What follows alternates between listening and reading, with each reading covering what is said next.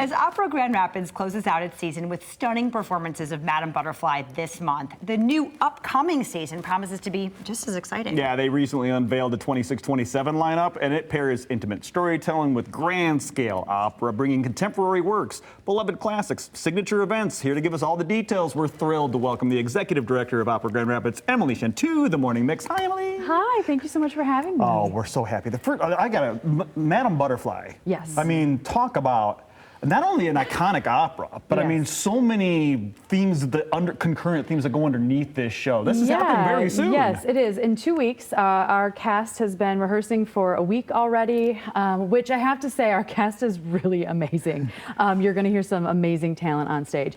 But Madame Butterfly is one of those operas that is sort of steeped in complexity, for sure.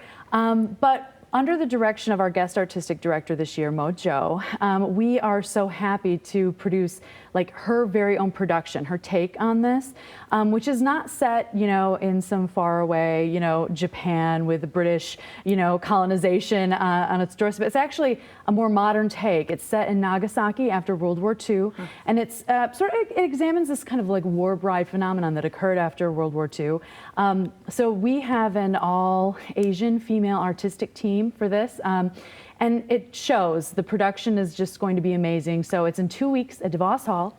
People can get tickets by calling our box office or going to operagr.org. Wow. Okay, I love this new take. That's so interesting. So let's talk too about the significance of Madame Butterfly rounding out this season, because this season is internationally significant for It is. I'm proud to say once again, Opera Grand Rapids is kind of punching above its weight a little bit, but we are the first opera company in the world to devote an entire season to AAPI voices, stories, artists.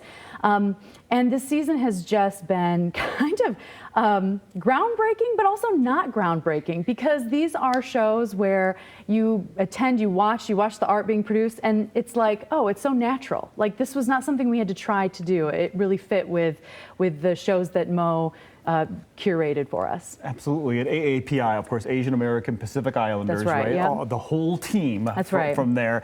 And of course, you got Canadians in there too. Yes, actually, the theme was East meets Midwest, celebrating Asian artists and artists from Michigan. So we kind of blended these two sort of things, these AAPI artists, but also artists here from Michigan.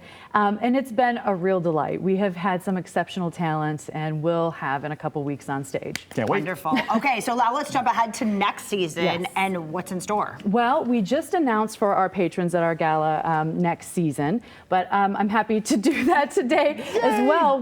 Our theme next season, which will be led by guest artistic director Cara Consilvio, is Unconventional Women.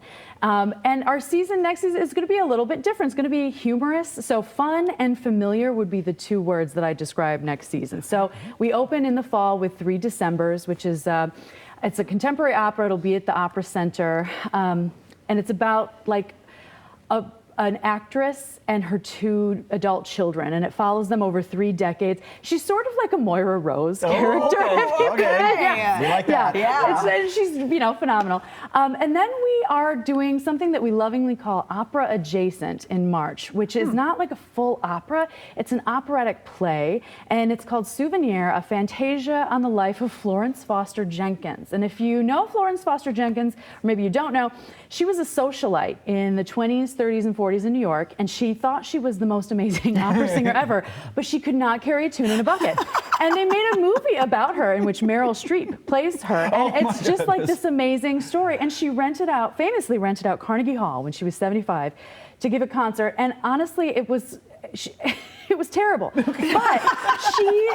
her love for the art form was so admirable. She kind of developed this cult following, and still 100 years later, she's an absolute legend. So this play is basically about her life, and we're bringing some wonderful folks to St. Cecilia for that. I'm here for that show. I can actually bring in a baseball analogy that goes right alongside that. She's the Bob Uecker of opera, right? Yes. Who thought they were really good, must be in the front row, but had this amazing following, became their own thing. And in a way promoted the genre. And of course, we cap off the season with our big show at DeVos Hall next year is Carmen, which arguably, or inarguably, has the most popular opera tunes that one can hear in this show. And it's stunning. And the female lead, of course, rounds out our theme for unconventional women. So we're really excited for it. What I a love season. these themes. What a These season. themes are great. Yeah, Yeah, yeah. absolutely. Thank you. You put some thought into this, didn't you? Just a bit. Well, before we get to this amazing new season that's just around the corner, we got to wrap things up with Madam Butterfly, which is happening, as you heard, 15th and 16th at Boss Performance Hall. Your boy, tickets, you can get them for under $30 and see an amazing. Well, and a $5 student ticket. What? Yes, right? What? If you're a student, this is practically free. Get there. operagr.org for all the info you need. We'll be right back.